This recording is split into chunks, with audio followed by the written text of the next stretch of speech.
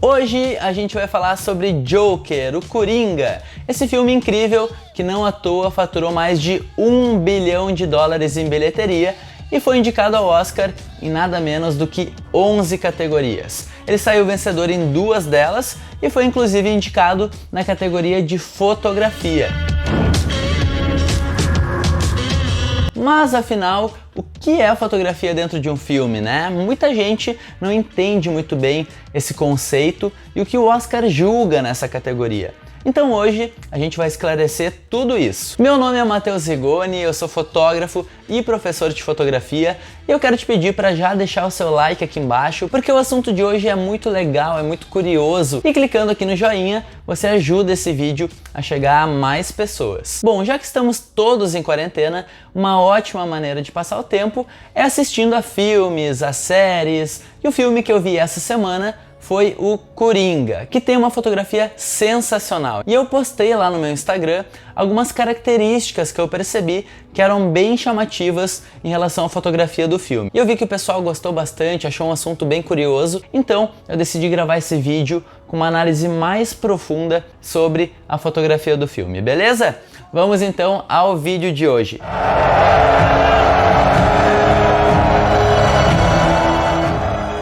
Bom, para a gente começar, a fotografia são todos aqueles fatores que caracterizam uma cena, seja através do ângulo de câmera, do enquadramento, a iluminação que vai ser utilizada, se vai ser uma luz mais dura ou mais suave, o tratamento de cores, tudo isso é pensado especificamente para cada cena do filme. E é esse conjunto de decisões que define o clima que o diretor quer transmitir em cada uma das cenas. E o mais legal do Coringa é que a fotografia está diretamente ligada aos sentimentos do personagem. A gente entende o que o Arthur, o personagem principal, está sentindo através do ângulo de câmera, através das cores. Um trabalho muito bem feito pelo diretor de fotografia, o Lawrence Sher, que também dirigiu filmes super importantes como Godzilla e toda a trilogia de Se Beber Não Case.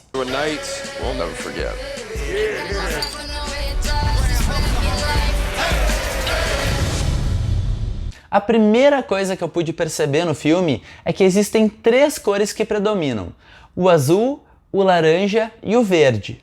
De cara, a gente percebe que ele não é um filme super colorido, com cores muito chamativas, bem pelo contrário, as cores são levemente dessaturadas e com um tom mais sóbrio. Isso é, inclusive, bem característico de filmes de suspense. E se a gente prestar atenção, a gente percebe que muitas das cenas são compostas por azul e laranja, o famoso look Teal and Orange, que é uma combinação muito utilizada no design gráfico e nas artes de maneira geral. E o principal motivo para isso é que eles são cores complementares. Quando a gente pega o círculo cromático, a gente percebe que o azul e o laranja ficam em posições opostas, assim como o verde e o vermelho, e o roxo e o amarelo.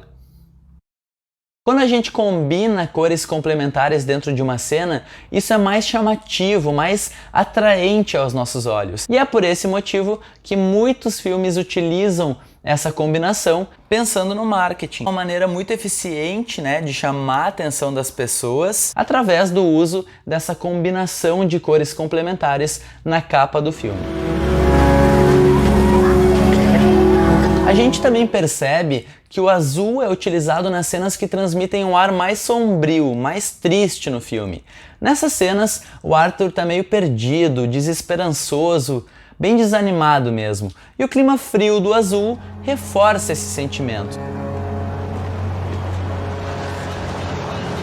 Já o laranja predomina nas cenas em que ele está mais animado, se sentindo mais confiante.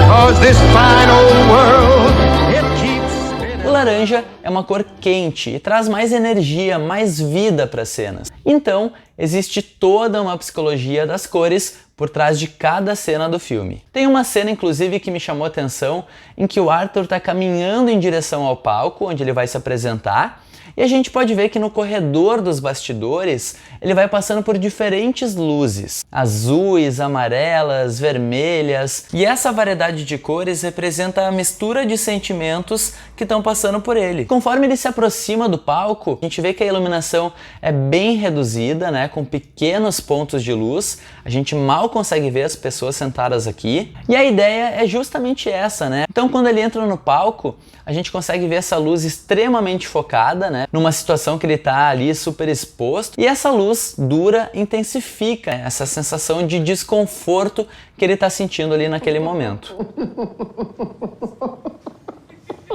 O diretor também utiliza os ângulos de câmera para transmitir diferentes sentimentos. Nessa cena, por exemplo, foi utilizado o plano plongé, que é esse ângulo de cima para baixo e que denota a sensação de fraqueza, de inferioridade ou falta de perspectiva do personagem. E conforme ele vai se transformando, a gente começa a ver os takes de câmera serem feitos mais de baixo para cima. Esse ângulo é chamado de contra-plongé e ele transmite mais confiança, mais força, mais poder para o personagem.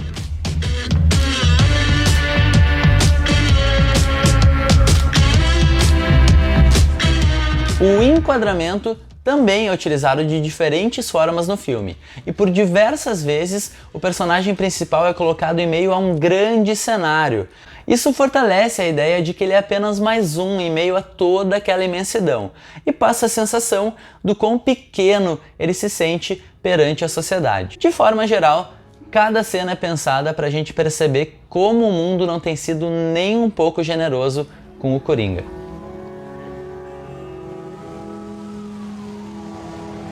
Outro aspecto bem característico é que em momentos de solidão, o enquadramento é bem mais próximo. Isso nos conecta com o personagem, né? Gera empatia e faz com que a gente se coloque no lugar dele, sinta a dor, a angústia que ele vive em meio a tantos conflitos. Outra característica bem interessante é que durante a maior parte do filme a gente tem um fundo extremamente desfocado, ou seja, a profundidade de campo é bem reduzida. Se você não lembra o que é a profundidade de campo, eu explico melhor aqui nesse vídeo. Aliás, essa característica do fundo desfocado, somada ao fato de que as cores são meio desaturadas e com pouco contraste, é o que traz esse visual mais vintage para o filme, né? Afinal, a história se passa em 1981 e o look do filme tem que ser condizente com isso. Um visual muito parecido com esse também é utilizado na série Stranger Things, cuja história também se passa na década de 80. That day on the field. Can't take any chances. We need to assume the worst. He'd want to attach himself to someone again. A new me. Eu também selecionei aqui algumas cenas em que a gente pode visualizar muito bem alguns conceitos da fotografia sendo aplicados, como por exemplo, a silhueta, simetria, moldura,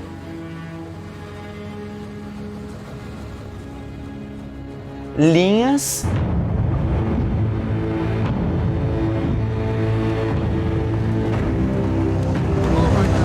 e a famosa regra dos terços.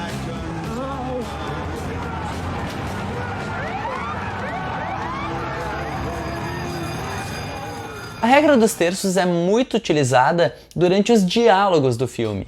Nesse caso, a gente geralmente tem um personagem de frente, posicionado sobre um dos terços, enquanto o ombro do outro personagem aparece aqui no outro terço do quadro. Isso cria a sensação de profundidade na cena, e você provavelmente já deve ter visto esse tipo de enquadramento em muitos outros filmes. E aqui vai mais uma curiosidade. Você sabe qual é o diretor com mais filmes indicados na categoria de fotografia? You want to tell it to me? Esse cara é nada mais nada menos que Steven Spielberg. São 11 filmes indicados nessa categoria, dentre eles ET, o Extraterrestre, e O Resgate do Soldado Ryan, que saiu vencedor no ano em que foi indicado.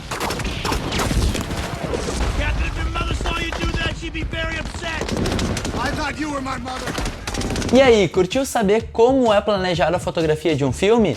Se você gostou, clica aqui embaixo no joinha, se inscreve no canal e comenta que filme você gostaria que eu também analisasse. Eu tenho certeza que você nunca mais vai deixar de perceber esses detalhes quando estiver assistindo a algum outro filme. Beleza, pessoal? Tamo junto, um abraço e até o próximo vídeo.